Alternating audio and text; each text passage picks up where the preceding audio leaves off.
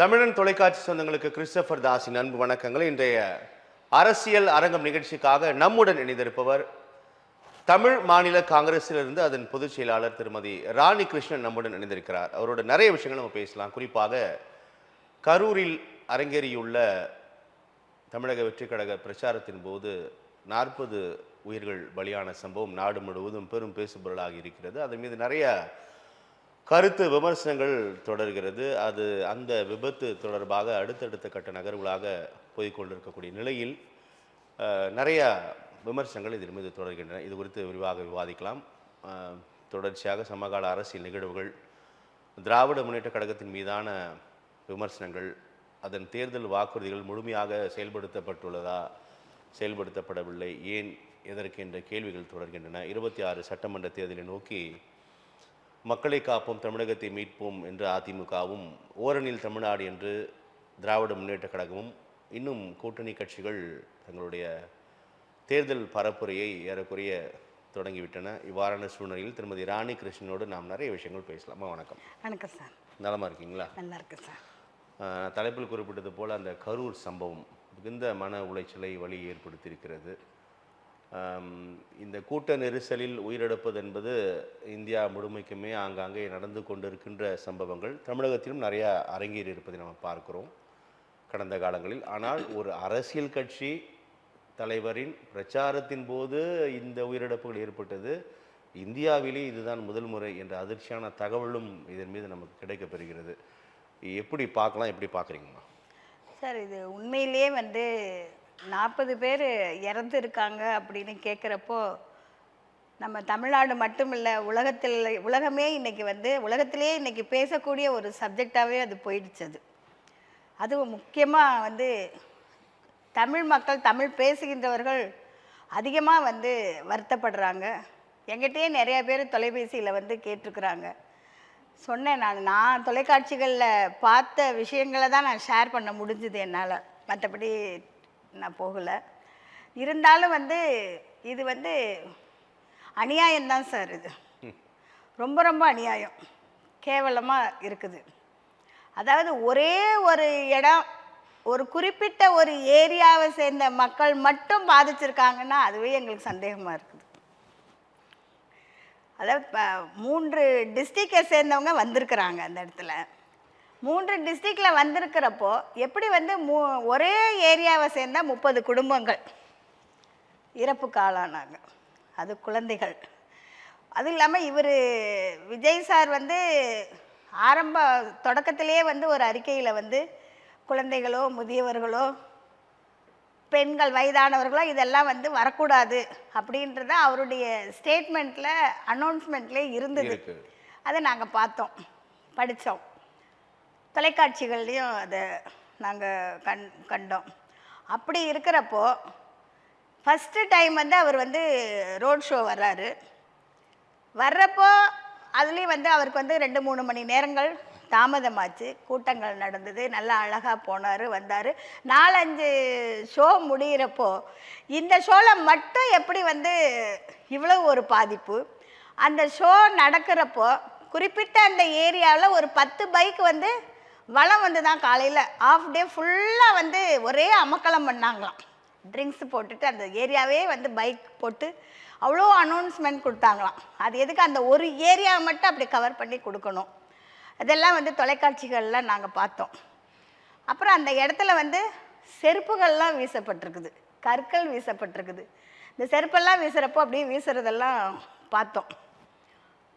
அது ரொம்ப ஒரு கண்டிக்கத்தக்கது. அவர் தொண்டர்களோ ரசிகர்களோ அதை வீசுவதற்கு வாய்ப்பு இல்லை, கண்டிப்பாக ஒரு காலம் பண்ண மாட்டாங்க. கண்டிப்பாக. ஏன்னா இத்தனை ஷோ, ஒரு 4-5 ஷோ அவர் ரோட் ஷோ நடத்திட்டு வந்திருக்கிறப்போ அவர் முதல்ல நம்ம ஒரு ஆக்டராக பார்க்குறோங்கிற அவர் ஒரு ஆக்டருங்கிறத அவர் என்ன, அந்த ஆக்டருங்கிறத நான் 1 இயர் நான் தள்ளி போடுறேன், நான் அரசியலில் வந்துட்டேன் அப்படி தான் சொல்கிறாரு. முதல் இதே அதுதான் ஸ்டேட்மெண்ட்டு.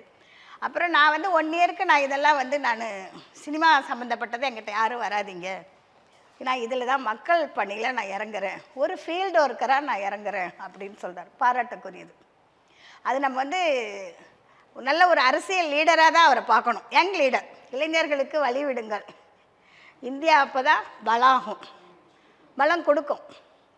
இளைஞர்களுக்கு வழி விட்டாதான் நம்ம வந்து பெரியவங்கெல்லாம் கொஞ்சம் அதை ஃபாலோ பண்ணிட்டு போக முடியும். பெரியவங்கெல்லாம் அட்வைஸ் கொடுக்கணும், அந்த மாதிரி இருக்கணும். அப்போ தான் வந்து ஒரு நாடு செழிப்பாகும்.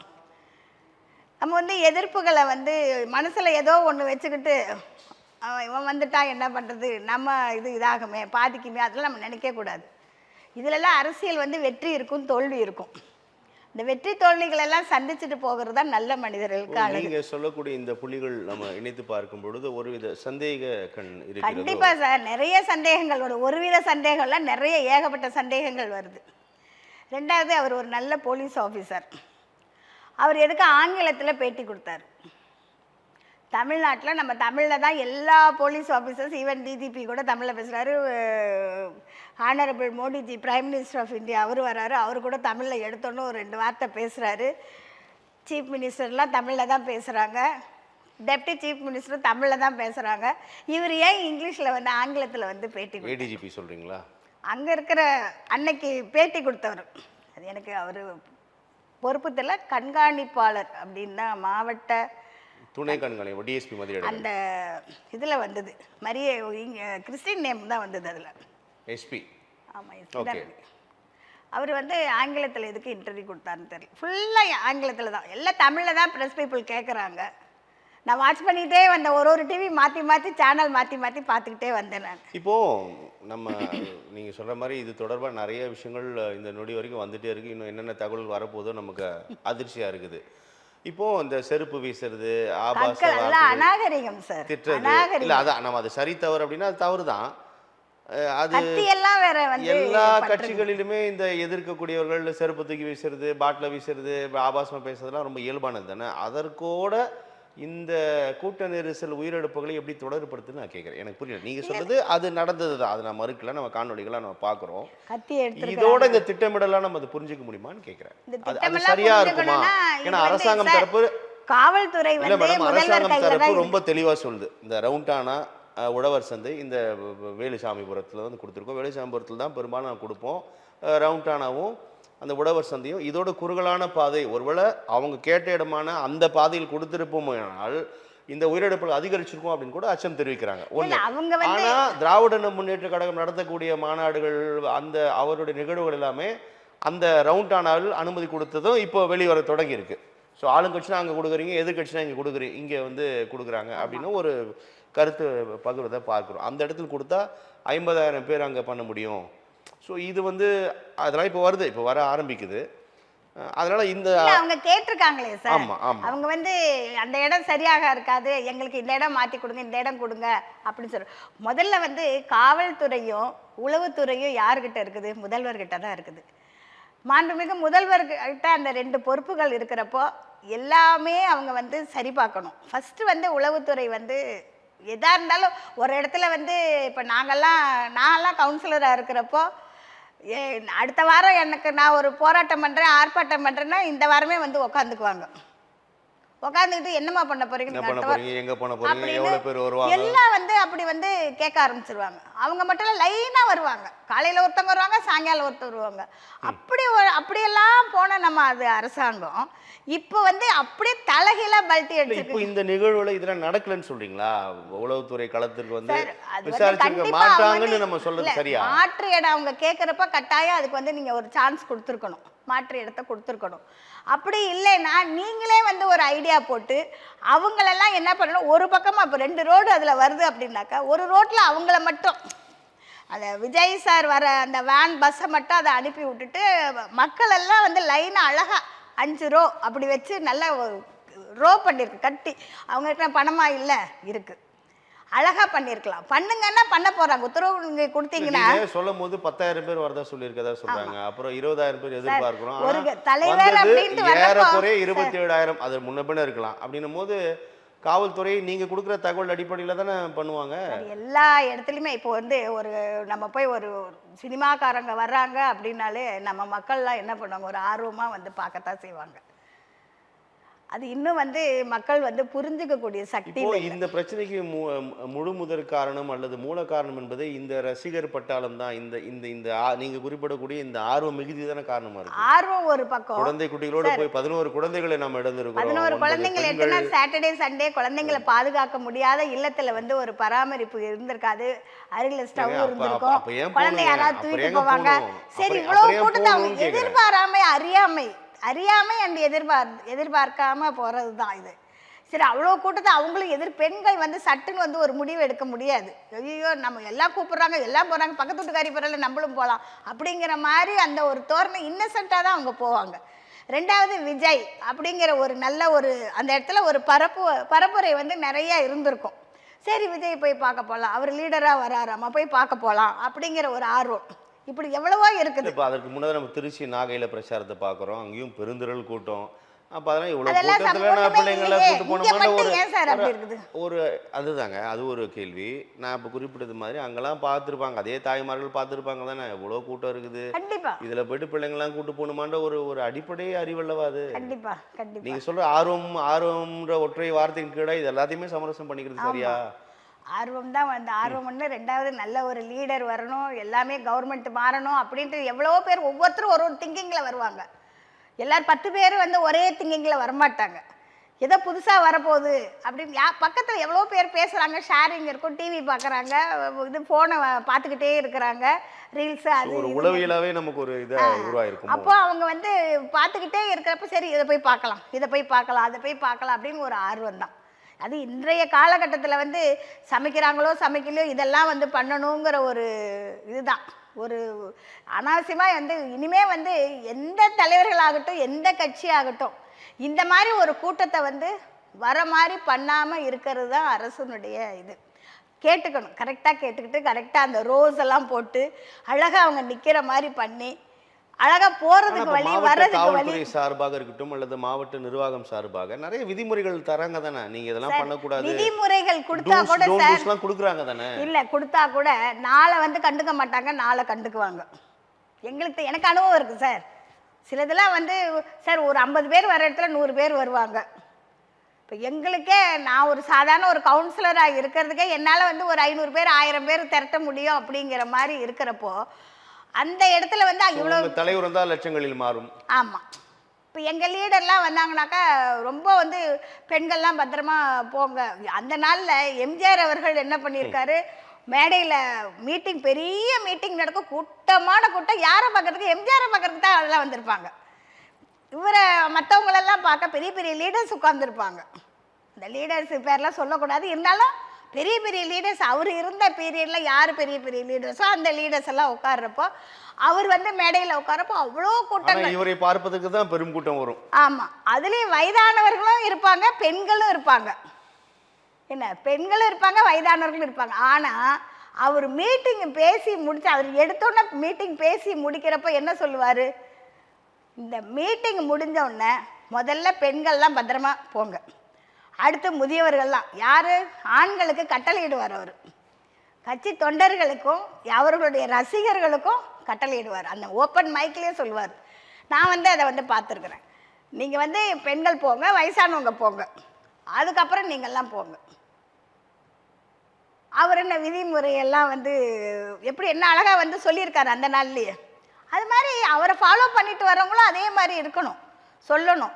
இப்போது எங்கள் தலைவர் கூட ஜி.கே. வாசன் ஐயா அவர்கள் வந்து இப்போ நாங்கள் ஏதாவது ஒரு மீட்டிங், ஒரு மாநாடுக்கு நாங்கள் போனோம்னா உடனே ஃபோனில் எங்களுடைய எல்லா ஆட்கள்கிட்டையும் ஃபோன் அடித்து, கட்சிக்காரங்களுக்கெல்லாம் ஃபோன் அடித்து, அம்மா பத்திரமா வீட்டுக்கு போய் சேர்ந்துட்டிங்களா, தம்பி பத்திரமா வீட்டுக்கு போய் சேர்ந்துட்டிங்களா, எல்லாம் நம்ம கட்சிக்காரங்களாம் பத்திரமா வந்துட்டாங்களா, வேன் போகுது சரியாக போச்சா, வந்துதா, எல்லாத்தையும் கேட்பார் அவர். அது எங்களுக்கு எனர்ஜிக்கல். இப்போ உங்க தமிழ் மாநில காங்கிரஸ் உட்பட திமுக, அதிமுக, நாம் திரும்ப இருக்கக்கூடிய எல்லா கட்சிகளோட பல மாநாடுகள், பல பேரணிகள், பல பரப்புரைகள் நம்ம பார்த்துருக்கோமே. ஆமா, இப்படியான சம்பவங்கள் நடக்கவே இல்லை தமிழ்நாட்டில் இது வரைக்கும். தமிழ்நாட்டில் நடக்கல, ஆனால் சமீபத்தில் அந்த இந்தியாவிலே இங்கே நடக்கல. ஆனால் வந்து நிறைய பிரச்சனைகள் வந்து உருவாயிருக்கு சார். காவல்துறை வந்து பாருங்க, குறிப்பிட்ட மாதிரி எம்ஜிஆருக்கு கூடாத கூட்டமா, ஆமா, அதே நீங்க பார்த்துருக்கீங்க. அப்போ அப்பெல்லாம் கூட பிரச்சனை வரலையே. பிரச்சனை வரல, பிரச்சனை அதான் சொல்கிறேன். அப்போ வந்து ஒரு இது கிடையாது, ஒரு இன்னசென்ட் யதார்த்தம். என்ன, நீயா நானா, ஒன்று நீ உட்காரு இல்லை நான் உட்கார்றேன், அப்படிதான். அந்த மாதிரி தான் இப்போ முண்டி அடித்து செல்ற மாதிரிலாம் இருக்காது. அந்த மாதிரி கிடையாது. இப்பெல்லாம் வந்து வெவ்வேறு மாதிரி போயிடுச்சு. அதனால இப்போ வந்து எல்லாருக்குமே வந்து ஒரு ஹேண்டிகேப்டு மாதிரி போயிட்டு இருக்குது. என்ன சொல்றீங்க? ஹேண்டிகேப்டு மாதிரி போயிட்டு இருக்கு. சொல்லக்கூடாது அந்த வார்த்தையை. அது எப்படி சொல்றது? ஏன்னா என்னுடைய அனுபவத்தில் சொல்றேன். இப்போ நானே வந்து இவ்வளோ தூரம் சொல்கிறேன் அப்படின்னா ஒரு சில பாதிப்புகள், சில இது எல்லாமே எனக்குள்ளே இருந்திருக்குது. அதனால நான் சொல்கிறேன். அரசியலுங்கிறது வந்து அரசியலாக தான் பார்க்கணும், அரசியலாக தான் செயல்படணும். அரசியல் தொண்டர்கள்லாம் வந்து தலைவர்களை தான் நம்பி இருப்பாங்க. அந்த தலைவர்கள் வந்து தொண்டர்கள் கிட்ட வந்து எப்படி தலைவர் வந்து காலையில் எழுந்திரிச்சதுலேருந்து ராத்திரி படுக்க போகிற வரைக்கும் எப்படி வந்து தொண்டர்கள் அப்படின்னு நினைக்கிறாங்களோ அவங்க தான் தலைவர். ஆனால் விஜய் வந்து இப்போ வந்து நல்ல ஒரு ஃபீல்டு ஒர்க்கராக வந்துட்டுருக்கார். அது என்னமோ நாங்கள் வந்து படிக்கிற விஷயத்தில் இந்த ஸ்டூடெண்ட்ஸுக்கெல்லாம் அவர் பண்ணுற ஹெல்ப்புங்க, அப்புறம் இந்த நிறைய இடங்கள்ல அவர் போய் ஹெல்ப் பண்ணுறது, கூப்பிட்டு வச்சு எல்லாம் இது பண்ணுறது, அதெல்லாம் எல்லாமே சரிதான். ஆனால் தன்னுடைய தொண்டர்களை கட்டுப்படுத்த முடியாமல் என்ன தலைவர், என்ன மாவட்ட நிர்வாகம், நீங்கள் தலைவர் எல்லாத்தையும் நேரடியாக போக முடியாது. ஆனால் அடுத்தடுத்த தலைவர்கள் இருப்பார்கள் அல்லவா, அவங்களாம் அதை கண்ட்ரோலை வச்சிருக்க முடியும், வச்சிருக்கணும். திமுக உள்ளிட்ட எல்லா கட்சிகளுமே அது ரொம்ப முனைப்பா இருக்கும் போது இவர்களே அது நோக்கி நகரல அப்படின்றது ஒரு குற்றச்சாட்டா வைக்கப்படுது. 4-5 ஷோ நடத்திட்டாரு இவர். அது எதிர்பாராததுன்னு சொல்லுவாங்க பாத்தீங்களா, எதிர்பாராதது. ஷோ நடத்தி விட்டாரு என்பதுதான் பிரச்சனையே. ஷோவாவே போயிருதோ, ஃப்ளைட்ல ஜேர்னி பண்றோம், போய் அடுத்த செகண்ட்ல வந்து அந்த குழந்தைங்க அது இதுன்னு சமீபத்துல நம்ம பார்க்கலையா சார்? விபத்து தான். இது ஒரு விபத்து தான், விபத்து தான் சார். இது வந்து பிளான் கொண்ட விபத்து. அது பிளான் இல்லாத விபத்து. என்ன சொல்றீங்க? கள்ளக்குறிச்சியில திட்டமிடலாம் சொல்றீங்க. கள்ளக்குறிச்சியில நடந்தது சாராயம் எல்லாம் அவ்வளோ பேர் குடிச்சிட்டு செத்தாங்க. ஏதாவது யாராவது போய் காசு கொடுத்துட்டா அந்த காசுனால அவங்க மனம் நிம்மதி வந்துடுமா? அவங்க எதிர்காலம் அடங்கிடுமா? அந்த பணம் எத்தனை நாளைக்கு அந்த இடத்துல நிற்கும்? அவங்களுடைய குடும்ப எதிர்காலம் எப்படி? அப்படியெல்லாம் நம்ம வந்து யோசிக்கணும். குடிச்சானுங்க செத்தானுங்க, இவங்க அப்படி இல்ல, கல்யாணம் ஆக போகுதுங்கிறாங்க, குழந்தைங்க அது இது பெண்கள் இப்படி வந்து அடுத்த மாசம் கல்யாணம்னு சொல்லி ஒரு தாய் அழுகிறா, இந்த மாதிரி வேலை கிடைக்க போகுதுன்னு சொல்லி ஒருத்தங்க அழுகுறாங்க.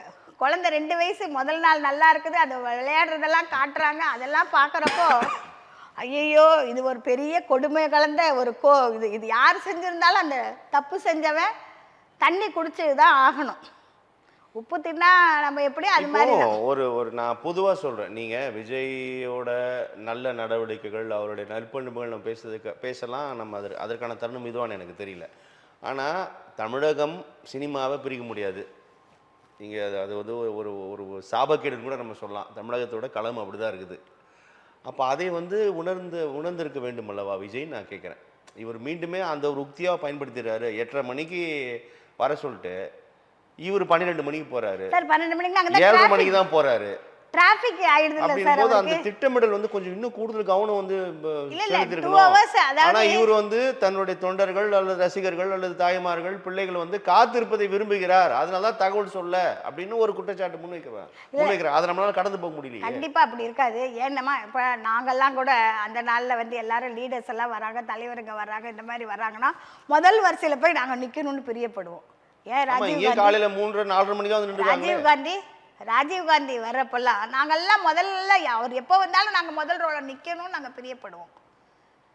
ஆனால் அவர் இறந்த அன்னைக்கு நாங்கள் போக முடியல எங்களால். ஏன்னா எங்களுக்கு தொலைதூரம் ஆயிடுச்சு. அதனால் அப்படி ஒரு அது ஒரு விதமான ஒரு இதுதான், பாதிப்பு தான். அவர் இறந்தது ஒரு பெரிய கொடுமை தான். இவங்க வந்து இந்த சைட்லேயும் அப்படி தான், இந்த சாராய வழக்குலேயும் அப்படி தான், அது ஒரு கொடுமை. ஜாதி மதத்தை பார்க்காம ஒருத்தர் அடிச்சு நொறுக்கி சாவடிச்சாங்களே, அதுவும் ஒரு விதமான கொடுமை தான். இதெல்லாம் நம்ம அரசாங்கம் வந்து இதெல்லாம் ஆய்வு செய்து ரொம்ப நல்லபடியாக இது இனிமேல் இது மாதிரி வரக்கூடாது, இந்த மாதிரி ஒரு நிகழ்ச்சி நடக்கக்கூடாதுன்னு சொல்லிட்டு எல்லா உத்தரவுகளையும் போட்டு என்னென்ன ஒரு ஒரு கிராம மக்கள், ஏழை மக்கள்னு நம்ம சொல்லக்கூடாது. முதல்ல எல்லாருக்கும் வந்து இது இருக்குது, கேப்பபிள் இருக்குது, தைரியம் இருக்குது, தன்னம்பிக்கை இருக்குது. அதனால் அவங்கெல்லாம் வந்து அவங்க ஏழையாக இருந்தால் அந்த இடத்துல வந்திருக்க மாட்டாங்க ஒன்றுமே. ஏன்னா ரோட்டில் இருக்கிறவங்க அப்படின்னு சொல்லிட்டு நம்ம அப்படி பேசவும் கூடாது. அதெல்லாம் இருக்குது. எவ்வளவோ வந்து நம்ம வந்து வார்த்தையை விட்டுட்டு அல்றது கஷ்டமா. அதெல்லாம் நம்ம பேச வேண்டிய எந்த விதமான அவசியம் இல்லை. அப்படிலாம் நடக்குது. மக்கள் எல்லா தரப்பினரும் தான் வந்திருக்காங்கல்ல. ஆமாம். அதனால வந்து படித்தவர்கள் படிக்காதவர்கள் ஏழைகள் ரொம்ப பணக்காரர்கள் எல்லா தரப்பினரும் தானே வந்திருக்காங்க. அதனால நம்ம எந்த கிரைட்டீரியாலையும் நம்ம யாருமே 3 புகுத்த முடியாது. டிஸ்ட்ரிக்ட்ல இருந்தே வந்திருக்காங்க. இந்த டிஸ்ட்ரிக்ட்ல மட்டும் போயிருக்குனாக்கா அது ஏதோ ஒரு வில்லங்கம் இருக்குது கண்டிப்பா. அது எப்படி சார் 3 மாவட்டத்துல இந்த மாவட்டத்தை மட்டும் அவ்வளோ பேர் செத்துருக்குறாங்க? அது எல்லாம் எங்களுக்கு வந்து ஒரு பெரிய கேள்விக்குறியா இருக்குது. இப்போ நீதி அரசர் அருணா ஜெகதீசன் தலைமையில் ஒரு நபர் ஆணையம் அமைத்திருக்கிற தமிழக அரசு களத்தில் முதலமைச்சர் வராரு, துணை முதலமைச்சர் வராது, எல்லா கட்சியோடு வந்திருக்காங்க, நிவாரணம் அறிவிச்சிருக்காங்க, பிரதமர் அறிவிச்சிருக்காரு.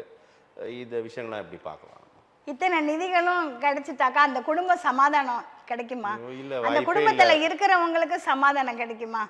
வாசல்ல வந்தாலே அவங்களே ஒரு பெரிய மனவியாதி என்னதான் கையில பணம் இருந்தாலும் அந்த பணம் அந்த இடத்துல நிலைக்குமா? உயிரை கொண்டு வராது மறுப்பது. அதை புடுங்கிறதுக்கு 4 பேர் நிப்பாங்க. என்ன சொல்றீங்க? எல்லாமே வந்து ஒரு பாதுகாப்பு தான் சார் முதல்ல. அந்த நீங்க பணம் கொடுக்குறீங்க, அந்த பணத்தை அவங்க பாதுகாப்பா வச்சிருப்பாங்களா? அதை பிடுங்கிறதுக்கு எத்தனை உறவுகள் காத்திருக்கும், எத்தனை தெரிஞ்சவங்க இருப்பாங்க, எத்தனை ஃப்ரெண்ட் சர்க்கிள் இருக்கும். என்ன சொல்றீங்க? அதுக்கு ஒரு பாதுகாப்பு. அது நாளைக்கு அது ஒரு வெளியில வரும். இதெல்லாம் நம்ம வந்து இதெல்லாம் தான் ஆராய்ஞ்சு வேற என்ன அரசாங்கம் செய்ய முடியும்னு நினைக்கிறீங்க? வேற அந்த கட்சி அவரோட பேரணி அவர் தான் பொறுப்பேற்கணும். அரசாங்கம் என்ன வேற என்ன பண்ண அவர் முடியும்? பொறுப்பு ஏற்கணும் அப்படிங்கிறப்போ அவர் கன இப்பதான் நேரத்துல எல்லா வந்திருக்காரு. அமைச்சர்களுமே 4 ஷோ வந்து 4 ஷோ தைரியமா மருத்துவமனையில் போயிட்டாரு. இருக்காங்க. 5வது ஷோல இப்படி இது முதல் அனுபவம் அவருக்கு. 4 ஷோ போயிட்டாரு, 5வது ஷோக்கு வந்திருக்கிறாரு. வந்து இப்படி ஒரு நிகழ்ச்சி நடக்குங்கிறத அவர் இஸ் நாட் எக்ஸ்பெக்ட். ஏன்னா வாட்டர் எல்லாம் கொடுத்துருக்காரு, தண்ணி எல்லாம் கேட்டு உடனே எடுத்து கொடுத்துருக்காரு, தூக்கி போட்டிருக்காரு. கையில தான் கொடுத்தாரு. அதெல்லாம் கூட சொல்றாங்க சார், அந்த தண்ணி பாட்டில்களை தூக்கி போட்டாரு. சார் அதெல்லாம் அங்க கூட இருந்து இல்ல நம்ம வந்து விமர்சனங்கள் உயர்ந்தர பார்த்தா இதா இருக்கும், க்ளோஸ் அப்ல பார்த்தா இப்போ கூட திபுன்னு எல்லாம் மேலே ஏறிட்டா. கரண்ட்லாம் ஆஃப் பண்ணது பெரிய தப்பு. கரண்ட் ஏன் ஆஃப் பண்ணாங்க? அது பெரிய தப்பு இல்லைங்களா? அந்த ஆஃப் பண்ணதுன்றது அந்த ஜென்செட்ல ஓடி கீடி கீழே விழுந்து 2 முறை அந்த மின்தடை ஏற்பட்டது. அதனாலதான் அவர் பேசுறது கேட்கல. அதனாலதான் மக்கள் முண்டியடித்து அவரை பார்க்கும் போது தான் இந்த சிக்கலே ஆரம்பிச்சுன்றது ஆம்புலன்ஸ் வர ஒரு காரணம் முதற்கட்ட தகவல். இல்ல சார், ஆம்புலன்ஸ் எல்லாம் வர்றதுக்கு காரணம் என்ன? அவ்வளோ ஆம்புலன்ஸ் அதுக்குள்ள வந்து எந்தெந்த ஏரியால இருந்து ஆம்புலன்ஸ் வந்திருக்குது. அதெல்லாம் வந்து சிபிசிஐடி விசாரிக்கணும். நம்ம இடைவெளிக்கு முன்னாடி தமிழக அந்த தாவேக்காவோட அந்த சம்பவம் தொடர்பாக பேசியிருந்தோம். தமிழக அரசு இன்னும் கூடுதல் கவனம் செலுத்திருக்க வேண்டும்ன்றது உங்களுடைய பார்வையை மிகச்சரியாக புரிஞ்சுக்கிறேன். இப்போ அடுத்த கட்டமாக அது நகர்ந்துருச்சு. இப்போ சம்பவம் நடைபெற்று 2 நாட்களை கடந்தாகிவிட்டது. ஒரு நபர் ஆணையம் அமைத்திருக்கிறார்கள் நீதி அரசர் அருணா ஜெகதீசன் தலைமையில். தாவேக்கா சார்பிலும் நீதிமன்றத்துக்கு சென்றிருக்கிறார்கள். சிபிஐ எனக்கு விசாரணை வேண்டும், தேசிய மனித உரிமை ஆணையத்தில் புகார் தந்திருக்கிறார்கள். ஸோ இந்த விஷயம் என்பது எதோட பொருத்தி பார்க்குறாங்க அப்படின்னா, இன்னொரு விஷயமா மிக முக்கியமாக, சரி நீங்கள் குறிப்பிட்டபடி விபத்து தான், இந்த நொடி வரை அது விபத்தாக தான் இருக்கிறது வச்சுங்க. நாளை நீதிபதியின் ஆணையம் விசாரணை வந்தால் தான் என்னென்னு உண்மை தெரியும். அது என்னென்னு உண்மையாக பொய்யா நமக்கு தெரியல. ஆனால் விஜயோட அணுகுமுறை, ஒரு கட்சி ஆரம்பிக்கிறார், ஒரு தலைவராக இருக்கிறார். இப்படி ஒரு சம்பவம் நடைபெற்ற போது அவர் அங்கிருந்து சென்னைக்கு கிளம்பி சென்றது கடுமையான கண்டனங்களை உருவாக்கியிருக்கு. அது எப்படி லாஸ்டா தான் இந்த நியூஸ் தெரிஞ்சிருக்கு. என்ன பொறுத்தளவுக்கு ஒரு நல்ல ஃபீல்டு ஒர்க்கராக நான் சொல்றேன், அவர் அந்த இடத்துல போகாதது ரொம்ப நல்லது. எப்படி சொல்றீங்க? ஏன் இல்லை கொஞ்சம் லேட்டா போய்க்கல? ஏன்னா இவ்வளவு விஷயங்கள்லாம் நடந்திருக்குது. திருப்பியும் அந்த இடத்துல போய் இன்னொரு பிரச்சனையை உருவாகி 40,000 ஆகிறதுக்கு வந்துருச்சுன்னா என்ன சார் பண்ணுவீங்க? உருவாகிவிடும். ஆமா, இது உருவானதே பெரிய இதுதான். காப்பாற்றப்பட்டிருக்காங்க எல்லாம். எவ்வளோ நல்லான அன்பான உள்ளங்கள்லாம் தப்பிச்சிருக்குது. அப்போ வந்து மாட்டிக்கிறவங்க தான், இன்னசென்ட் பீப்புள் தான் மாட்டியிருக்கிறாங்க. உஷாரானவங்கலாம் தப்பிச்சிட்டாங்க. அப்படி இருக்கிறப்ப நீங்கள் அவரை கொண்டுட்டு போய் அந்த இடத்துல கொண்டு வச்சாக்க திருப்பி என்னாகும்? நிச்சயமாக பிரச்சனை ஆகும். ஊருக்காரங்களை விட்டு பிரச்சனை பண்ண வைப்பாங்க எல்லாம். சார் காசே தான் கடவுளடா, அந்த பாணிக்குள்ள போயிடும். அதனால எங்களை பொறுத்த நல்ல ஒரு ஃபீல்ட் ஒரு களத்துக்கு வந்து ஒரு ஆறுதல் சொல்வதாக இருக்கட்டும், சார் அது வந்து களத்துல வந்து சொல்றது, அது ஒரு பெரிய போலீஸ் பர்மிஷன் கொடுக்கணும். ஆதரவா இருந்திருக்காரு. சார் நான் வரேன் அப்படிங்கிறப்ப நீங்க எனக்கு பர்மிஷன் கொடுக்கணும். Police permission. சிஎம் போறாரு, துணை சிஎம் வராரு, பிஜேபியில் அவ்வளோ லீடர்ஸும் போறாங்க. இவ்வளோ பேர் போவையில இவரு போய் அந்த இடத்துல எல்லா தலைவர்களும் அந்த இடத்துல போகிறாங்க. இவர் வரலன்னு குறைய மட்டும்தான் சொல்றாங்களே தவிர ஏன் வரலங்கிறத அதை சொல்ல மாட்டேங்கிறாங்க. பிரச்சனையை மேலும் பெருசாகாம இருக்கிறது தான் நல்லது. நம்ம வந்து அந்த இடத்துல வந்து நல்ல நடவடிக்கைன்னு சொல்றீங்க. ஆமா, சமாதானம் தான் நம்மளுக்கு வேணுமே தவிர போர்க்களமா அது மாறக்கூடாது. தமிழ்நாட்டில் தான் நம்ம இருக்கிறோம். நம்ம வந்து பாகிஸ்தானு அந்த இதெல்லாம் கிடையாது. இப்போல்லாம் சண்டை நடக்குது, காசா அது இதுன்னு என்னென்னமோ, அந்த மாதிரி நம்ம இல்லை. ஸோ அதனால அவர் தவிர்த்தது தான் நல்ல அவர் விஷயம் நல்ல ஒரு ஃபீல்டு ஒர்க்கராக இருக்கிறதுனால தான் யாரு சொல்லி அவர் வந்து கேட்கல அப்படிங்கிறப்போ அவர் ஒரு நல்ல முடிவை எடுத்திருக்காருங்கிறதா என்னுடைய ஆதங்கம். மற்றபடி வேற யாராவது ஏதாவது சொல்லி கொடுத்து அவர் போகலையோ போனாரோ அப்படிங்கிறது எனக்கு தெரியாது. நீதியரசர் அருணா ஜெகதீசன் ஒரு நபர் ஆணையம் தொடர்பா கூட நிறைய கருத்து விமர்சனங்கள் இருக்குது. நீங்க எப்படி பாக்குறீங்க? தமிழக அரசாங்கத்துல நல்ல நடவடிக்கை அதை பாக்குறீங்களா, அருணா கண் துடைப்பா பாக்குறீங்களா? வணக்கத்துக்குரிய அந்த அம்மா வந்து போனது ரொம்ப நல்லதுதான். போய் தனிப்பட்ட முறையில் போய் அவங்களும் வந்து நிறைய வந்து போய் இது பண்ண முடியாது. நாங்கள் தான் பார்க்குறோமே தொலைக்காட்சியில் அவங்க போகிறதெல்லாம் அப்படியே காட்டுறாங்க. அது வந்து அவங்களுக்கு இது சிலதெல்லாம் கிடைச்சிருக்கும், சிலதெல்லாம் கிடைக்காம இருக்கும், சிலதெல்லாம் இவங்ககிட்ட எப்படி ஷேர் பண்ணுறது அப்படின்னு இருக்கும். இதெல்லாம் சிபிசிஐடிக்கு மாற்றினீங்கன்னா தான் கரெக்டாக வந்து எல்லாரும் போய் அவங்க வந்து எல்லா இதுலேயும் போய் அந்த ஹாஸ்பிட்டல் மீட்டிங் எங்கே நடந்தது எல்லா இடத்தையும் எல்லா ஸ்பாட்டையும் போய் பார்த்தா தான் அது கிளியர் ஆகும். இப்போ சிபிசிஐடியோட அந்த ஒரு நபர் ஆணையத்தோட விசாரணை வந்து பலமா நீங்க நினைக்கலையா? இல்லை பலம்ன்ட்டு இல்லை சார், அது எல்லாமே சேர்ந்துக்கணும். ஓகே, 2 கை தட்டினா தான் சத்தம். அப்படி இருந்தால் தான் அது கரெக்டாக போகும். ஸோ அதை நம்ம இன்னும் கொஞ்சம் பொறுத்து இருந்தால் பார்க்கணுன்றீங்க. இப்போ இந்த சம்பவம் தொடர்பாக வழக்கு பதிவு செஞ்சுருக்காங்க. அது பொதுச் செயலாளர், இணை செயலாளர் சிடி நிர்மல்குமார் மற்றும் அந்த குறிப்பிட்ட பகுதியோட மாவட்ட செயலாளர் மதியழகன் மேலே வழக்கு. அதர்ஸ்ன்னு ஒன்று போட்டிருக்கிறாங்க. அந்த அதர்ஸ்ன்ற இடத்துல ஒருவேளை விஜய் கைது செய்யப்பட வேண்டும், ஏன் செய்யப்பட வேண்டும் அப்படின்லாம் நிறையா விமர்சனங்கள் முன்வைக்கப்படுது. எப்படி நம்ம பார்க்கலாம் சார்? அவர் வந்து நல்ல இப்போ ஒரு ஃபீல்டு ஒர்க்கராக இருக்காரு. எதுக்குமே ஏன்னா எதை கோடிட்டு காட்டுறாங்க? ஆந்திராவில் வந்து ஒரு திரைப்பட புஷ்பா படத்தோட 2ஆம் பாகம் திரையிடுக்கு வந்தபோது ஒரே ஒரு பெண் ரசிகர் உயிரிழக்கிறார் கூட்ட நெரிசலில். உடனே அந்த திரைப்பட நடிகர் அல்லு அர்ஜுனா கைது செய்யப்படுகிறார். ஆனால் 40 பேர் இறந்துருக்காங்க, ஏன் அந்த அரசாங்கம் வந்து கைது செய்யலை அப்படின்லாம் கருத்து வருது. மிஸ்டர் விஜய் வந்து இந்த கட்சியை ஆரம்பிக்கிறது எல்லாமே தெரிஞ்சு தான் அவர் ஆரம்பிச்சிருக்கணும். எல்லாத்தினுடைய அதாவது 1000 பேர்த்தினுடைய அட்வைஸை கேட்டு அவர் ஒரு முடிவெடுத்து அவராக தான் முடிவு எடுக்கணும். நம்ம எவ்வளோ பேர் என்ன சொல்லி கொடுத்தாலும் எடுக்கிற முடிவு அவருடையதாக தான் இருக்கும். அந்த முடிவுப்படி அவர் எல்லாத்துக்கும் தயாராக இருந்தால் தான் அவர் அந்த ஃபீல்டில் ஒரு நல்ல லீடர். அதனால் கண்டிப்பாக அவர் வந்து எல்லாத்துக்கும் தயாராக தான் இருப்பார். இப்போ கூட உட்காந்தாரு, இன்னைக்கு காலையில் எழுந்து வீட்டுக்கு போகிறேன்ட்டு கிளம்பிட்டாரா, வெளியே வரல அப்படின்னு சொன்னாங்க, இந்த போயிட்டார். அந்த மாதிரி இனிமே வந்து ஏதாவது இனிமே தானே நடக்கும். நம்மளுக்கு ஒரு நாள்லேயே எல்லாமே நடக்கணும்னா எப்படி சார்? அது இப்போ ஸ்டெப் பை ஸ்டெப்பாக தானே வரும். இந்த சம்பவம் தொடர்ச்சியாக பார்க்கும் பொழுது தாவேகாவோட கதை முடிஞ்சிருச்சு, விஜயோட கதை முடிஞ்சிருச்சு அப்படின்லாம் விமர்சனம் முன்வைக்கப்படுது. எப்படி பார்க்குறீங்க? திருப்பியும் தாவேகாவும் அந்த தலைவர் விஜயும் மீண்டு எழுவார் அப்படின்னு நீங்கள் நம்புறீங்களா? கண்டிப்பாக சார், கண்டிப்பாக வருவார். ஏன்னா ஒரு லட்சியத்தோடு தான் ஆரம்பிச்சிருக்காரு. அவருடைய டாபிக்ஸ்லாம் பார்த்தீங்கன்னா ஆரம்பத்தில் இருந்து எல்லாமே அவருடைய A to Z வரைக்கும் அனௌன்ஸ்மெண்ட்ஸ் எல்லாம் பார்க்குறப்போ ஒரு நல்ல இளைஞனாக நல்ல ஒரு எதிர்கால லீடராக வருவார், இவருக்கு எல்லா தகுதி இருக்குது, பட் வந்து போல்டாக இருக்கார். என்ன ஒன்று இந்த சினிமா ஆக்டருங்கிற ஒரே ஒரு இதுதான் அவருக்கு வந்து இதாகுதே தவிர, மைனஸாக இருக்குதே தவிர, மற்றபடி அவர் எடுக்கின்ற முடிவுகள்லாம் ஒரு நல்ல ஒரு கரெக்டாக அவர் வந்து இந்த ஆலோசனை மட்டும் இல்லை, நல்ல உள்ளங்களுடைய ஆலோசனைகள் எல்லாம் அவர் கேட்டு நல்லா வரணுங்கிறது தான் எங்களுடைய.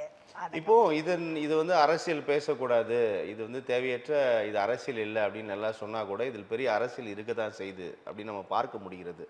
ஏன்னா திமுகவாக இருக்கட்டும், திமுக கூட்டணி கட்சிகள் விஜயை மறைமுகமாக அந்த கட்சி தான் பொறுப்பேற்க வேண்டும் அப்படின்னு சொல்கிறாங்க. இதனால் அரசியல் பண்ணக்கூடாதுன்னு சொல்கிறாங்க. ஆனால் அப்படி ஒரு சார்ஜ் வைக்கிறாங்க. ஆனால் எதிரணியில் இருக்கக்கூடிய அதிமுக இருக்கட்டும், பாஜக இருக்கட்டும், உங்களுடைய தமிழ் மாநில காங்கிரஸ் உள்ளிட்ட கட்சிகள் எல்லாமே வந்து விஜய் பெருசாக குற்றச்சாட்டை முன்வைக்க மாட்டீங்க. தமிழக அரசு மீது, காவல்துறை மீது தான் இந்த குற்றச்சாட்டுகள் முன்வைக்கிறீங்க. அப்போ இதன் மூலமாக விஜயோட கூட்டணி போன்ற விஷயங்களுக்காக அரசியல் ஆதாயம் தேட பார்க்கிறார்களா அப்படின்னு விமர்சனம் முன்வைக்கிறாங்க. 4 ஷோ நடத்தினவர் 5வது ஷோல வந்து இப்படி வந்து இதாயிருக்கு, நம்ம நாட்டுக்கு ஒரு கேவலத்தை உருவாயிருக்கு அப்படின்னா அதுக்கு என்ன, யாரு பொறுப்பு சார்? சொல்லுங்க நீங்களே, யாரு பொறுப்பு? மீண்டும் அந்த சந்தேகம் இருக்குது உங்களுக்கு? ஆமா, நிச்சயமா இருக்கு. அந்த சந்தேகத்தை தான் நீங்க வந்து நிவர்த்தி பண்ணுங்க. மக்கள்கிட்ட வாங்க, மக்களோட மக்களா நில்லுங்க, சொல்லுங்க, எல்லாத்தையும் நீங்க வந்து விரிவுபடுத்துங்க. யார் யார் சந்தேகப்படுறாங்களோ சந்தேகங்கள் எல்லாம் தீருங்க. இது எவ்வளவு பெரிய இதா இருக்கும் சொல்லுங்க பார்க்கலாம். அமைதி இருக்கும்ல. கண்டிப்பா. அது நம்ம நடந்து போறோம், நம்ம எப்படிங்கிறது நம்மளுக்கே தெரியாது. அப்படி ஒரு காலத்தின் கட்டாயத்தில் இருக்கிறோம். எங்க பார்த்தாலும் பள்ளிக்கூடங்கள்லயும் கல்லூரிகள்லையும் பார்த்தாக்கா எல்லாம் இப்போ எக்கச்சக்கமா மாறிடுச்சு சார். கண்டிப்பா எல்லா விதத்துலயும் மாறிடுச்சு. எல்லாம் அந்த தலகாணிங்கிறானுங்க, இதுங்கிறானுங்க, கஞ்சாங்கிறானுங்க, எல்லாத்தையும் விற்றுப்புட்டு எல்லாம் அதுலேயே இதாக இருக்காங்க. பொம்பளை பிள்ளைய ஆம்பளை பசங்களும் அங்கே பாருங்கள், காரு பஸ்ஸு எல்லா பக்கம். சார், ஹோட்டலில் நடக்க வேண்டிய விஷயங்கள், வீட்டில் நடக்க வேண்டிய விஷயங்கள்லாம் இப்போ ரோட்டில் நடக்குது. ரோடு ஷோங்கிறது இதுவும் ஒரு ஷோ தான். இப்போ இதெல்லாம் யார் பாதுகாக்கணும்? யார் பாதுகாக்கணும்? நம்ம அரசாங்கம் தான். நம்ம இது அரசாங்கத்துக்கு சொல்லணும், அவர்கிட்ட சொல்லணும், முதல்வர்கிட்ட சொல்லணும். இதெல்லாம் பொதுமக்களோட பொறுப்பை தட்டி கழிக்க முயல்கிறீர்கள். பொதுமக்களுக்கு எல்லாத்தையுமே அரசாங்கம் மீது தட்டி விடுறீங்க. அரசாங்கம் ஆமா, ரோட்ல இந்த மாதிரிலாம் நடக்குது, பள்ளிக்கூடத்துல எல்லாம் இந்த மாதிரி நடக்குது அப்படின்னாக்கா யாரு சார் பொறுப்பு சொல்லுங்க? குழந்தைங்க கெட்டு போகுதுன்னா வீட்டில் தாய் தகப்ப அனுப்புகிறாங்க நம்பி, ஸ்கூலில் வந்து நம்பி பள்ளிக்கூடம் பாடம் எடுக்கிறாங்க, அது அவங்களுடைய கடமை முடிஞ்சிருச்சு. செகண்ட் பேரண்ட்டாக அவங்க நடத்தி முடிச்சிடுறாங்க. தேர்ட் பேரண்ட், உண்மையான பேரண்ட்ஸுக்கிட்ட அவங்க போகிறப்போ அவங்க வீடு போய் சேர்ற வரைக்கும் அந்த குழந்தைங்களுக்கு அவங்களுக்கு எவ்வளோ ஒரு இது இருக்கும், பயம் இருக்கும். ஐயோ முன்னெல்லாம் இப்படி இல்லை, இப்போ பிள்ளைங்க ஏன்னா ஃபோன் ஒன்று, அது ஃபோன் செல்ஃபோன் ஒன்றில் கெட்டு போகுதுங்க. இதுலேயும் அதுலேருந்து பார்த்து தான் இதுலேயும் இதாகுதுங்க. எவ்வளவோ நடக்குது சார். திடீர்னு வந்து செல்ஃபோனில் அது என்னது இன்ஸ்டாகிராம் பார்க்குதுங்க. ஒரே மாதம் பெட்ஷீட் இப்படி போத்திட்டு பார்க்குதுங்க. பார்த்துட்டு என்ன ஆகுதுங்க, அடுத்த மாதம் எஸ்கேப் ஆகிடுதுங்க. பிள்ளைங்க எங்கே போகிறாங்க, ஏது போகிறாங்கன்னு எல்லாத்துக்கும் தெரிஞ்சும் தெரியாத மாதிரி இருக்கக்கூடாது. அதை கண்டுபிடிச்சி அதை உரியவர்கள்ட்ட ஒப்படைக்கணும். 2026 சட்டமன்ற தேர்தல், நீங்கள் தமிழ் மாநில காங்கிரஸ் தேசிய ஜனநாயக கூட்டணியில் தான் இருக்கிறீங்க. அரசியல் காலம் எப்படி இருக்கும், எப்படி மாறும்? இன்னும் 1-2 மாதங்களில் நிறைய மாற்றங்களை காணும் தமிழக அரசியல் சொல்கிறாங்க. எப்படி பார்க்குறீங்க கூட்டணி தொடர்பாக பார்க்கும்போது? அதெல்லாம் லீடர்ஸை பொறுத்து இருக்குது சார், தலைவர்களை பொறுத்து இருக்குது. தலைவர்கள் தான் அதெல்லாம் முடிவு எடுக்கணுமே தவிர எல்லா தலைவர்களும் நல்ல தலைவர்கள் எல்லாம் சேர்ந்து முடிவு எடுப்பாங்க. எங்கள் தலைவரும் கூட்டணியில் வந்து நிச்சயமா ஜெயிச்சு. உங்க கூட்டணி தொடர்பா நிறைய விமர்சனங்கள் நாள்தோறும் வந்து கொண்டே இருக்கு. விமர்சனம் இன்னைக்கு யாருக்கு தான் விமர்சனம் இல்லாம இருக்கு? அதிமுக பாஜகவுடனான கூட்டணி தொடர்பா நிறைய பேர் நிறைய விஷயங்கள் பகிர்ந்து கொண்டே இருக்கிறார்கள். என்ன எப்படி பாக்குறீங்க சார்? அது பகிர்ந்து கூட உங்களுக்கு அப்பதானே வந்து ஒரு இன்ட்ரெஸ்டிங் இருக்கும், விலை போகும், எல்லாமே இருக்குமே சார். அது உங்களுக்கு நியூஸ் கிடைக்க கிடைக்க தானே உங்களுக்கு வந்து அதனுடைய தராதரம் வந்து இது 16 கேரட்டா 22 கேரட்டா 24 கேரட்டான்னு தெரியும். அது மாதிரி தான் இது. தமிழகத்திலோட பாஜக களம் அல்லது தமிழக மக்கள் பாஜக மீதான எதிர்ப்பு நிலைப்பாட்டில் தான் இருக்காங்க. பாஜகவை இங்கே வருவதற்கு ஒருபோதும் அனுமதிக்க மாட்டார்கள். அந்த பின்னணியில் தான் அதிமுக பாஜக தேசிய ஜனநாயக கூட்டணியை எதிர்க்கிறார்கள் அப்படின்னு திமுகவும் அதன் கூட்டணி கட்சிகளும் தொடர்ந்து பேசுறதை பார்க்குறோம். எப்படி பார்க்குறீங்க? இல்லை சார், அந்த அளவுக்கு எனக்கு விவரம் தெரியாது. ஏன்னாக்கா விவரம் தெரியாதுனாக்கா லீடர்ஸ் எல்லாம் நல்லா தான் இருக்கிறாங்க. இப்போவே வந்து அதனுடைய அது அவசியம் அந்த அந்த டாபிக் வந்து நம்ம வந்து இதை பற்றி நம்ம இப்போ இந்த நேரத்தில் பேசக்கூடாது. 6-7 மாதங்களில் தேர்தலே வரப்போகுது, இன்னும் பேசக்கூடாதுன்றீங்க. இன்னைக்கு காலகட்டத்தில் இந்த 40 பேருக்கு என்ன பிரச்சனைகளை எப்படி சால்வ் ஆக போகுது? தாவேகா அவர் வந்து எடுக்கிற முடிவுகள் இனிமே வந்து இப்படியெல்லாம் நடக்கக்கூடாதுங்கிற ஒரு லட்சியம் இது மாதிரிலாம் இருக்கணும். இனிமேல் அடுத்த கூட்டத்துக்கு லீடர்ஸ் எல்லாம் கேட்குறப்போ எப்படி நம்ம வந்து பர்மிஷன் கொடுக்கணும், அந்த பர்மிஷன் வந்து A to Z வரைக்கும் போகணும். அந்த லெட்டர்ஸு ஏ பார்ட் மட்டும் வச்சுக்கக்கூடாது, Z வரைக்கும் அந்த லெட்டர் போகணும். முன்னெல்லாம் நாங்கள்லாம் கவுன்சிலராக இருக்கிறப்போ அப்படி தான் போச்சு. இப்போ எங்கள் லெட்டர் வந்து கமிஷனர் ஆஃபீஸு, டிஜிபி ஆஃபீஸு, எல்லா ஆஃபீஸுக்கும் போயிட்டு லோக்கல் ஸ்டேஷனுக்கு வரும். அது மாதிரி இருக்கணும். அப்போ தான் சார் அது வந்து தெரியும். திடீர்னு வந்து நேற்று தான் வந்து பதவி ஏற்று உட்காந்துருப்பார் சீட்டில் பெரிய ஆஃபீஸர், எஸ்பியோ டிஜிபி இவரோ உட்காந்துருப்பாங்க, பெரிய ஆஃபீஸர் உட்காந்துருப்பாங்க.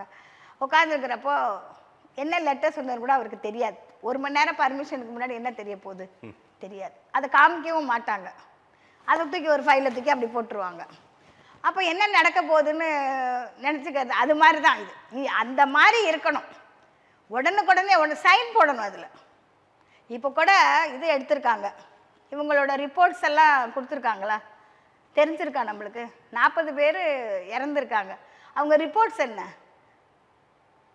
ரிப்போர்ட்ஸ்லாம் நீங்கள் எதிர்பார்ப்பது என்ன? இப்போ அவங்கள பற்றி கேஸ் ஹிஸ்ட்ரி சார், எப்படி வந்து அவங்க இறந்தாங்க போனாங்க வந்தாங்கன்னு அந்த கேஸ் ஹிஸ்ட்ரி வரும்ல. இனிமேல் தான் வெளியே வரும். விசாரணை இப்போ நேற்று ஆரம்பிச்சு. அதே மாதிரி தான் இந்த கூட்டணியும் அப்படி தான் இனிமேல் தான் வரும் அப்படின்னு. நீங்கள் ஒரு கவுன்சிலர் மக்கள் பிரதிநிதியாக இருந்திருக்கீங்க. ஆனால் பொதுவாகவே கவுன்சிலர்கள் மீது இந்த அரசாங்கத்தின் போதும் தற்போது வரை கூட நிறைய விமர்சனங்கள் தொடருது. குறிப்பாக வீடு கட்ட முடியல, செங்கல் போட்டால் வந்துடுறாங்க காசு கேட்டு அப்படின்லாம் பரவலாக அந்த குற்றச்சாட்டு பரவுது. ஒரு கவுன்சிலராக இருந்திருக்கிறீங்க, அது எப்படி பார்க்குறீங்க? நாங்கள் எங்கள் பீரியடில் 96லேருந்து 2001 வரைக்கும் நாங்கள் எந்த கெட்ட பேரும் வாங்க மாமன்ற உறுப்பினர்களாக சூப்பராக வேலை பார்த்து சூப்பராக நாங்கள் வெளியில் வந்தோம். அதான் உண்மை. எங்களுக்கு கிடைச்ச மேயரும் சூப்பரான மேயர்.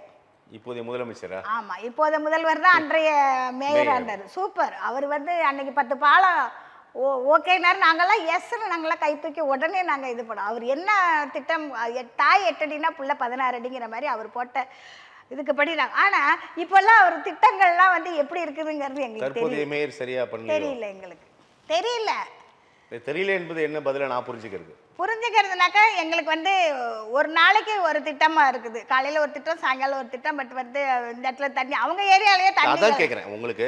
நான் பார்ப்பதை விட உங்களுக்கு ஒரு அனுபவம் ஆமா, இருக்கு. அந்த உண்மைதான் அடிப்படையில் நான் கேட்குறேன். ட்ரைனேஜ் நீங்க ப்ராப்ளம், இருக்கக்கூடிய வார்டிலே இன்னொரு கவுன்சிலர் தான் இப்போ உங்களே இருப்பாரு. கால்வாய் நான் திட்டம், கேட்குறேன். கால்வாய் திட்டம், குப்பை எடுக்கிறது. குப்பையில வந்து ஏபிசின்னு இருக்குது.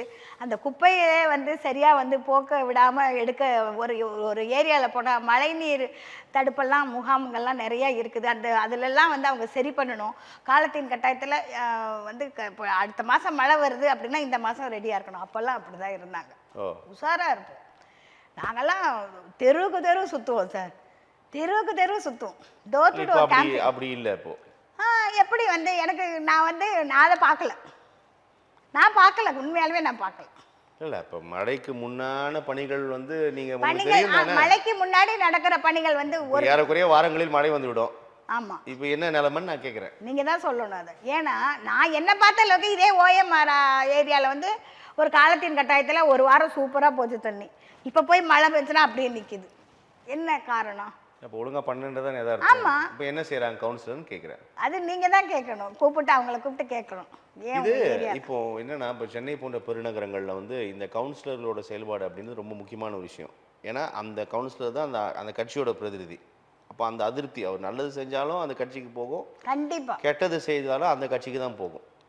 அது அப்படி தானே இருக்குது நிலைமை. அந்த அடிப்படையில் 26 சட்டமன்ற தேர்தல் இந்த கவுன்சிலரோட செயல்பாடை வச்சு எப்படி போகும்னு நினைக்கிறீங்க? கவுன்சிலர் சார் நீங்கள் கேட்குறது வந்து கேளுங்க, 100 வாட்டி கேளுங்க. இல்லை, இப்போ கவுன்சிலர்கள் நான் ஒரு ஏரியாவில் இருக்கிறேன், என்னுடைய கவுன்சிலரோட செயல்பாடு தான் அந்த கட்சியோட கண்டிப்பா அந்த கட்சி நல்லது செஞ்சாலும் அதை பாராட்டுவோம். ஆமா, கம்ப்ளைண்ட் நல்லது பண்ணுவாங்க. செய்யலாம். இது சட்டமன்ற தேர்தலில், அதாவது உள்ளாட்சி தேர்தல்களில் மட்டும்தான் ஒழிக்கும்னு நான் புரிஞ்சுக்கலாமா? இல்லை சார், கண்டிப்பாக சட்டமன்ற தேர்தலிலும் இந்த கவுன்சிலர்களோட செயல்பாடுகள் எதிரொலிக்கும்னு புரிஞ்சுக்கலாம் சார். முதல்ல வந்து எம்எல்ஏக்கள் பணிகளை விட மாமன்ற உறுப்பினர்கள் பணிக்கு தான் முக்கியத்துவம். அதான் என்னோட டைரக்டா கனெக்ட் ஆகுது. வேலைகள் அதிகம் கொண்டது மாமன்ற உறுப்பினர்கள் தான். அது மாமன்ற உறுப்பினர்கள் பாதி பேர் வந்து ரொம்ப நல்லா கரெக்டாக ஒர்க் பண்ணுறாங்க, பாதி பேர் வந்து செயல்பாடுகள் இல்லைன்னு சொல்லி தொலைக்காட்சிகளில் நாங்கள் பார்க்குறோம். இந்த ஏரியாவில் இப்படி இருக்குது, இந்த ஏரியா அப்படியே போட்டு காட்டுறாங்க. குப்பைகள் இருக்குது, தண்ணி இப்படி இருக்குது, மழைநீர் வடிகால் வாரியம் இப்படி இருக்குது, அப்புறம் பைப்பில் தண்ணி வரல, இப்படியெல்லாம் நிறைய கம்ப்ளைண்ட்ஸை நாங்கள் தொலைக்காட்சிகள் மூலிமா நேரில் நான் போய் பார்க்கல. ஆனால் நீங்கள் சொன்னீங்க, நீங்கள் கவுன்சிலராக இருந்ததுனால சொல்கிறீங்க. இப்போ மழைக்காலம் ஏறக்குறைய வாரங்களில் ஆரம்பிக்க போகுது. இந்நேரம் அந்த வேலைகள்லாம் முடிச்சிருக்க வேண்டும் அல்லவா? முடிச்சிருக்கணும். ஆனால் இப்போ பணிகள் போயிட்டு இருக்கிறத நம்ம பார்க்குறோம். அப்போ அது சரியான அணுகுமுறை இல்லைல்ல. ஒரு வாரம் நல்லா இருக்கும், ஏரியா சூப்பராக இருக்கும். ஒரு வாரம் வந்து தண்ணி பயங்கரமாக இருக்கும், ஆறு ஏரி குளம் மாதிரி இருக்கும். இப்போ சரி வர மேற்கொள்ளவில்லை அப்படின்னு கொசு தொல்லைகள் ஜாஸ்தி வரும். கொசுக்கள் வந்தால் உடல்நிலை சரியில்லாமல் போகும். உடல்நிலைனா எல்லா வியாதிகளும் வந்துடும். என்னதான் நம்ம வந்து கவசம் அழிஞ்சிட்டு போனாலும் வியாதிகள் தான். இப்போ இந்த திமுக அரசு மீது தேர்தல் அறிக்கைகள் தொடர்பாக நிறைய விமர்சனங்கள் தொடர்வதை நம்ம பார்க்கிறோம். 505 தேர்தல் வாக்குறுதிகளில் 300க்கும் அதிகமாக நாங்கள் செயல்படுத்திக்கிறோம் அப்படின்னு ஆளும் அரசு சொல்லுது. ஆனால் 60% கூட செய்யலை அப்படின்னு எதிர்கட்சிகளாக தொடர்ந்து குற்றச்சாட்டுகளை முன்வைச்சு வரதை நம்ம பார்க்குறோம். நீங்கள் எப்படி பார்க்குறீங்க இந்த தேர்தல் வாக்குறுதிகள் எவ்வளோ பெர்ஃபார்ம் பண்ணணும் எலெக்ஷன்லன்னு பார்க்குறீங்க? சார், சிலதெல்லாம் வந்து முதல்வர் நல்லா ஒர்க் பண்ணியிருக்காரு, சிலதெல்லாம் ஏற்றுக்கணும், சிலதெல்லாம் வந்து செய்யலை. இல்லை, முக்கியமான மாணவர் கடன் ரத்து, நகை கடன் ரத்து, மாதாந்திர மின் கணக்கீட்டு முறை, இப்படியான முக்கியமான வாக்குறுதிகள் கூட இன்னும் செயல்படுத்தப்படவில்லை அப்படின்னு அந்த குற்றச்சாட்டு. அறிக்கைகள் எவ்வளவோ அறிக்கைகள் 1000 வந்தால் கூட நீங்கள் வந்து அது செயல்பாடுகளில் வந்து கம்மியாகுது. அது அரசாங்க அதிகாரிகள் குற்றமோ இல்லை அரசியல்வாதிகளின் குற்றமோ தெரியாது எனக்கு. பட் வந்து வேலைகள் வந்து ஸ்லோ தான். உங்களுடன் முதல்வன், மக்களுடன் முதல்வன், தாய்மானவர் திட்டம் அப்படின்னு சார் நாங்க வந்து அதெல்லாம் அவங்களுடைய தேர்தல் வாக்குறுதிகளா கட்சி சொல்லாதவைகளை கூட நாங்க அதுல வந்து செஞ்சிருக்கோம்ன்றாங்க நம்ம திமுக வந்து அரசு. தலையிடக்கூடாது. அது வந்து அவங்களுடைய பர்சனல். அது போட்டுக்கலாம். இல்ல, நாட்டு தேர்தல் உங்களுடைய வாக்குறுதிகள் முதல்வன் சொல்றது தப்பு இல்ல. இல்ல அவர்தான் உண்மையாலுமே இல்லம்மா, முதல்வர். நான் அந்த பெயர் போட்டதை கேட்கல. தேர்தல் வாக்குறுதிகளில் இல்லாதவைகள் ஆனா இதெல்லாம் கூட நாங்க செயல்படுத்திருக்கோம்னு சொல்றாங்கன்னு சொல்றேன். தேர்தல் வாக்குறுதி ஏன் செய்யலன்னு கேட்டா, தேர்தல் வாக்குறுதிகளில் இல்லாதவைகள் கூட நாங்க செஞ்சிருக்கோம்னு சொல்றாங்க. அதை கேட்கிறேன். அந்த வாதத்தை நான் கேட்கிறேன். இல்ல தேர்தல் நான் பெயர் போட்டதை வாக்குறுதிகள் பத்தி வந்து கேட்கல. இல்ல சார், தேர்தல் வாக்குறுதிகள் வந்து நான் வந்து அதை நான் எப்படி சொல்றதுன்னு தெரியல. சிலதெல்லாம் செயல்பாட்டுக்கு வந்திருக்குது, சிலதெல்லாம் செயல்பாட்டுக்கு வரல. அதான் உண்மை. சிலதை ஏத்துக்கணும். இது தேர்தலில் எப்படி பிரதிபலிக்கும்? 50% ஏத்துக்கிட்டோம்னா 50% இல்ல, ஏத்துக்கவே இந்த முடியாது. தேர்தல் வாக்குறுதிகள் நிறைவேற்றப்படாதவைகள் தொடர்பா தேர்தலில் இது எப்படி எதிரொலிக்கும்னு பாக்குறீங்க? எதிரொலிக்குமா? எதிரொலிக்கையில மக்களை கடந்து போயிடுவாங்களா? அது வந்து அந்த நேரத்துல வந்து என்ன வேணா நடக்கலாம். என்ன வேணா நடக்கலாம்.